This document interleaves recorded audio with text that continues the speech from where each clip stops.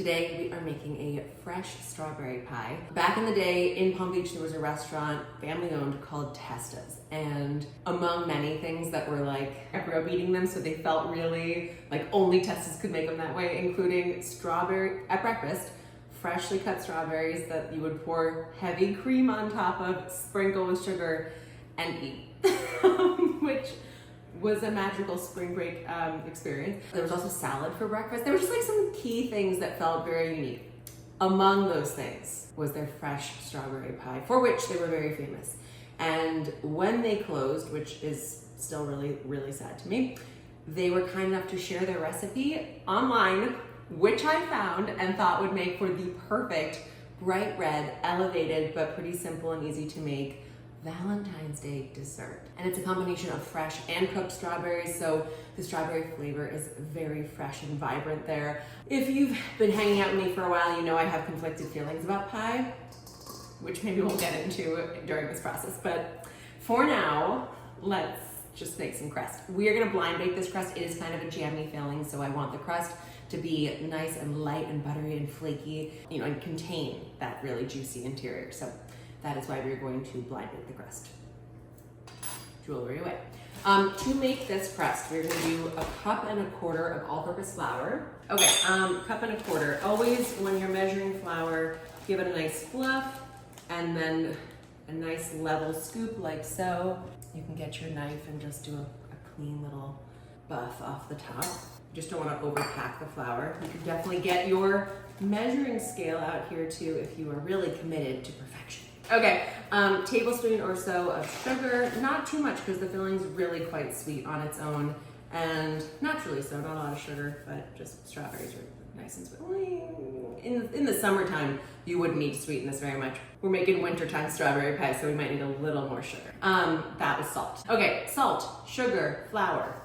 Give it a little toss. One thing that I did not call out, but I want to because my hands are freezing right now, is that I store my flour in the freezer. A lot of people don't think about this, but fat in flour has a tendency to go rancid if you store it in environments that can get hot. I keep it in the freezer, A, to make my flour last longer, but B, because it ensures that as I'm working through making this dough, I'm already starting from a very cold place. The key to flaky, beautiful layers in your pie dough is making sure that everything's cold enough that the butter stays cold while you're mixing it in, so that when it's cooking, it's still from a cold state, gets hot, the steam, the moisture from the butter releases, it puffs the layers of flour, and you are left with flaky, lacy, crispy, buttery, golden brown layers.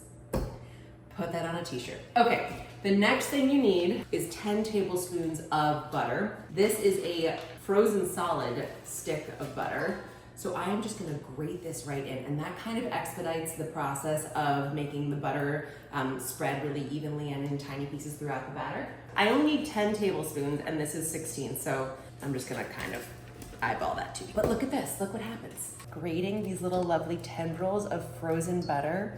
This was a Carla Hall trick from way back in the day at the Chew that has always stuck with me because it just was such a genius move. Otherwise, you kind of have to work fast and ideally with cold hands or a pastry cutter to really quickly pinch and distribute your cold butter throughout your batter. Look at these lovely little ribbons of butter. Just give them a little toss into the flour. And working really quickly, I'm just gonna kind of pinch with the tips of my fingers, so trying not to let my palms, which are the warmest part, touch the butter because it will stop it from melting as much as possible. I am just sort of pinching to attach flour, sugar, and salt to the butter pieces. This is the technique I use regularly anyway. You kind of do this pushing, like between fingertips motion. Then I'm going to grab my ice water. Okay, what I had here was a cup full of ice that I had poured my water on top of, and I let it sit for the last 10 minutes. You really want your ice water very cold and very uniformly cold. Again, we're just keeping the batter as cold as possible. And now I'm gonna start adding a tablespoon at a time to our dough. Grab yourself a spatula, because in between each addition, we're gonna kind of scoop and scrape everything to bring it together. I'm expecting this to take at least 3, maybe 4 tablespoons of butter. And you'll know the dough is ready when you pinch little sections together and they hold their shape. But it doesn't necessarily mean the entire bowl has to look like it's totally a uniform dough. Like you might see there's still some powdery patches and that's totally fine. I'm adding tablespoon number 4. And see, you're starting to get some sections that are holding together. If I hold it like that and it sticks together, you're in good shape. Ours is still kind of crumbling apart. So we're gonna add another spoonful of water. How much water you need kind of will depend on your home environment, where you are, humidity in the air, cold or warm weather, all kinds of temperamental baking needs. So pay attention to the signs of whether your dough is in good shape. Let's try again. Oh, getting there. Still a little crumbly. Let's go for one more. What was that, 5 tablespoons now? Okay, let's try again. That's looking better. It's holding together quite nicely. I'm gonna go for half a tablespoon more. And then I think we're done. All right, so at this point, I'm gonna turn it out onto a hard, bold, flat surface. It's painful. And kind of just gather it together and make sure that it will hold its form, which it does. There's nice little scattering of butter pieces throughout. Bench scraper. I'm gonna lift and press this dough onto itself just to sort of speed along the process of introducing even more beautiful layers into the dough twice. And then gather it together, and you're just gonna scoop your dough right onto your wax paper or parchment paper or saran wrap and just wrap it up. This is gonna go hang out in the fridge for an hour. We want the flour to have a chance to hydrate with the butter and the water and have the dough really hold together nicely when we roll it out. So into the fridge we go. Okay, so the dough has been sitting in the fridge an hour or so. It's nice and chilled, and the flour has had time to hydrate. And check out how the butter is dabbled all around in our dough. Then we are gonna flour our surface generously and generally on both sides of our dough, plus flouring our rolling pin. And then I wanna bring this out to about a 1/4 inch thick. That will have a bit of an overhang, and we can make a lovely fluted crust here. Flipping it over, I only do that maybe once or twice when the dough is still pretty intact, just to make sure nothing is sticking. And that way I flour both sides of the dough evenly, so not one side is getting too dry. And we're sort of pulling out from the center and pushing out from the center. Try to get us even expansion. You don't want it too thin, because again, this crust is gonna be responsible for holding together a very jammy and delicious interior. Get yourself something you should have gotten yourself earlier, which is a glass pie dish. Found one. Go ahead and pick up your beautiful dough. If there's anything that's super sticky, I just kind of powder it down a little bit, lifting it into a beautiful round, leaving just a little bit of an overhang as we work. You just want to lift and let gravity do its work, dropping the dough into the inner edge of your pie pan. I have a little tiny sad sort of gap over here, and I have way too much loveliness over here.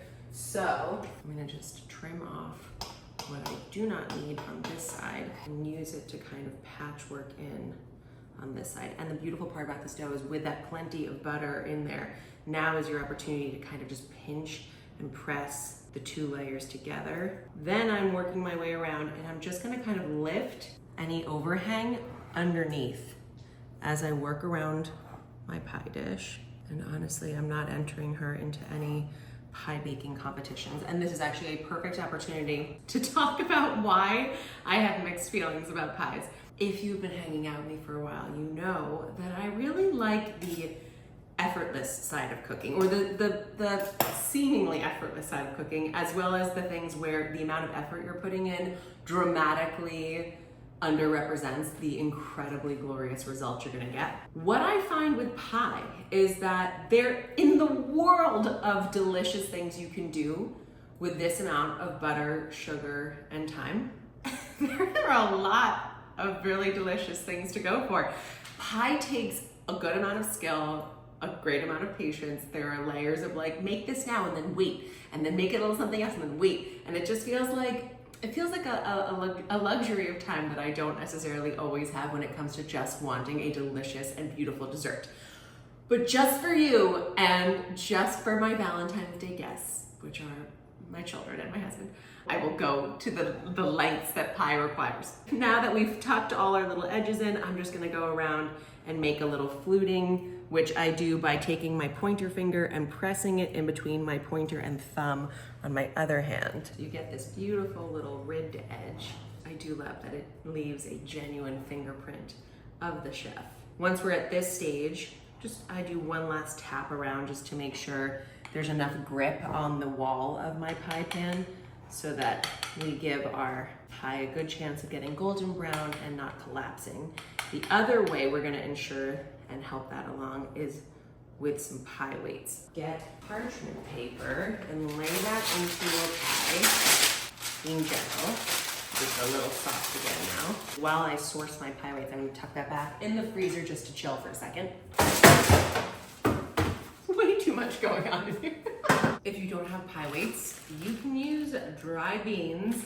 Just be forewarned that after you use your beans as pie weights, you will not be able to cook with them, but they can be reused over and over and over again, so seems like an even trade. Grab your pie crust, oh so tenderly, with all these lovely beans, and kind of push those along to the edges. It's really to help the pie hold its form as the butter starts to melt and this pie goes through its initial cook. And this is gonna go on a baking tray into a 375 degree oven.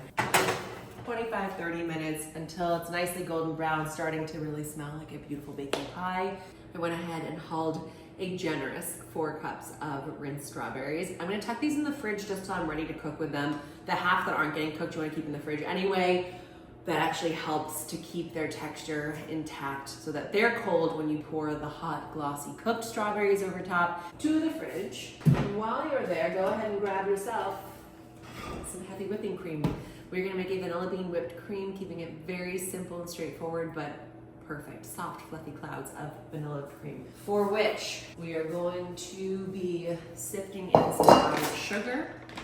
I'm also gonna scrape in a vanilla bean. I'm just gonna beat this until very soft peaks start to form, and then I will begin sifting in some of that sugar so that I get some loft first, and then I start to add some of the heavier components. Okay, so you can see the volume is puffing up a little bit here. It's looking a little thicker, a little richer and creamier.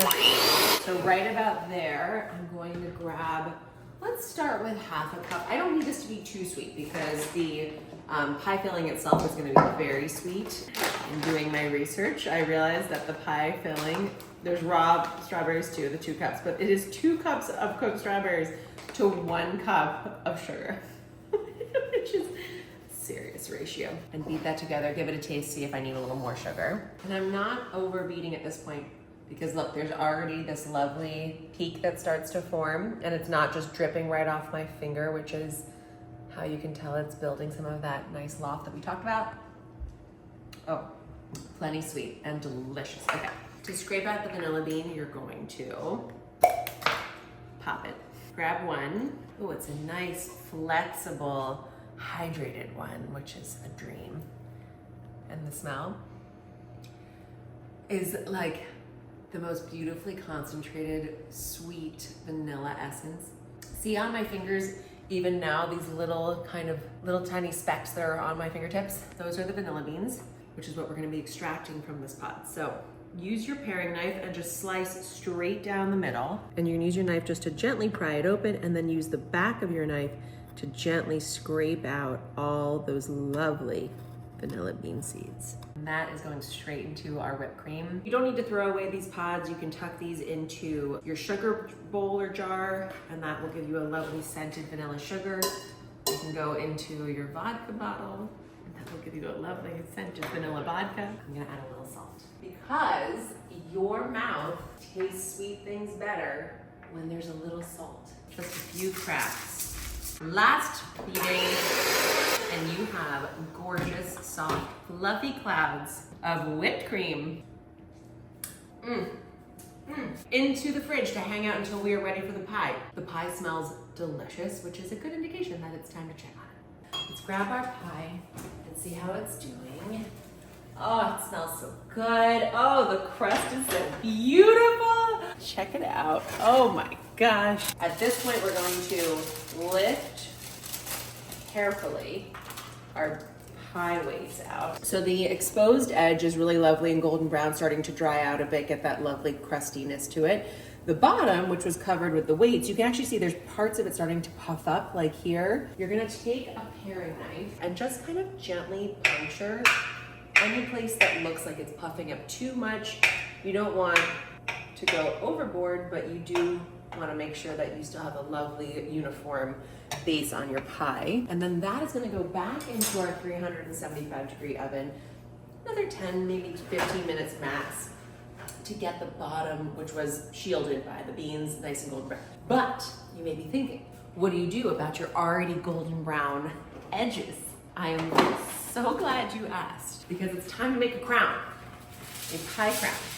And I saw this crazy thing on TikTok that now I really want to try, but I kind of can't remember how to put it together. This is from memory, from like probably too late at night when I was watching. But I think you do a cross, like so, and you kind of fold those back. And you can totally do the old-fashioned way, which is just to literally use tin foil to wrap the crust a little bit. Or you can try this newfangled way. That just kind of goes like that, I guess. I am very carefully pinching my tin foil around to protect that beautiful outer crust. And then back in. Okay. The pie crust has been in another 10 minutes, and you can see the bottom has gotten lovely and golden brown. Set that off to the side now. Our crown worked wonders. And we are now ready to build the rest of our pie formation. The whole thing swivels, which is a great sign that it is cooked to perfection. Okay, the pie crust I'm just gonna let hang out on a cooling rack so that it cools a little bit and can just fully crisp up. But look at that golden brown underside. Now we're gonna get started on the strawberry sauce, which is gonna be a little bit of water, some strawberries, obviously, cornstarch to help thicken it up, butter to help make it glossy and glistening. And traditionally, reportedly, there was a drop of red dye number 5 just to make it really like a pungent red, but I'm gonna skip that step. 2 cups of strawberries and 1 cup of water. As I recall, when Testa would make this pie, they would actually set the strawberries facing up like this. So if there are any particularly choice looking, beautiful berries like this one, go ahead and swap them out for tiny guys like that in the cooked batch so that you are left with plenty of big, beautiful specimens to arrange in your pie. I'm gonna add 1 cup of water. I'm gonna bring this up to a simmer and let it cook about 5 minutes. The strawberries will start to break down and soften up. Then you're just gonna get yourself a fork and you're gonna get in there and mash up. Or you can go in with a immersion blender, make it really smooth and creamy. Okay, so this has been going a little longer than 5 minutes. It is lovely and bright pink. So I'm gonna take my forks and kind of just break these strawberries up. Most of these are broken up now. Everything is submerged. I'm gonna continue cooking another couple minutes to soften them up. In the meantime, we are gonna grab a cup of sugar and a tablespoon of cornstarch and mix those together. Adding the cornstarch in with the sugar before you add it to the strawberries, just make sure you don't accidentally have like little pockets of cornstarch entering your strawberry blend. You want it to nicely thicken the whole sauce evenly. Okay, strawberries, here we come. Beautiful, it's already starting to thicken up nicely. We'll let that go a few minutes more, then we'll add in the butter. Okay, now we're gonna add a half stick of unsalted butter.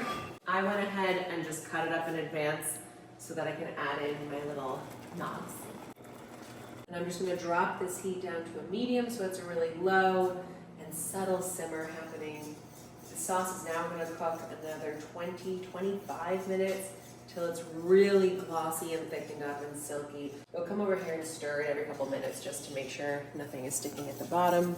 Okay, this sauce is thick, glossy, luscious, deep, dark, ruby red. Take your now cooled and beautiful pie crust and arrange your reserved strawberries inside. Again, this was sort of the traditional Testa's way, kind of standing at attention like so. Kind of crowd them in a little bit, right? Like, this is a generous strawberry pie. Pour your hot and jammy elixir over top.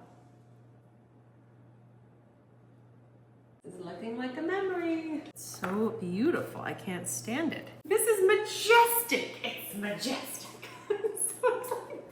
I'm so happy. Pies are like my nemesis and I'm so thrilled. It's beautiful and it's tempting and honestly it wasn't that hard. Now we're gonna top it with whipped cream. That is how you make Testa's famous fresh strawberry pie oozing off the edge. Let's slice in, because I can't wait. Moment of truth.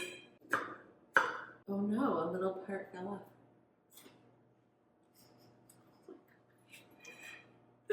If you aren't already running to the store to get whatever you need to make this, what are you waiting for? This is out of control. I don't know what it looks like on your sides, but on my side, that looks like a strawberry fan's little slice of heaven.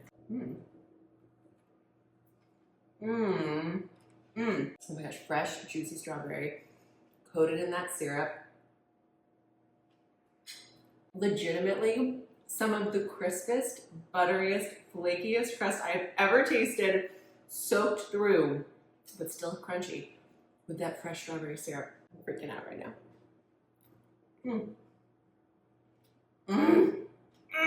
And the best part of all is I feel like I'm tasting a memory here. I feel like I'm being transported back to being a little girl, ordering this beautiful slice of fresh strawberry pie at Testa's. Listen for the crunch of the crust. We love each other, we're getting messy here.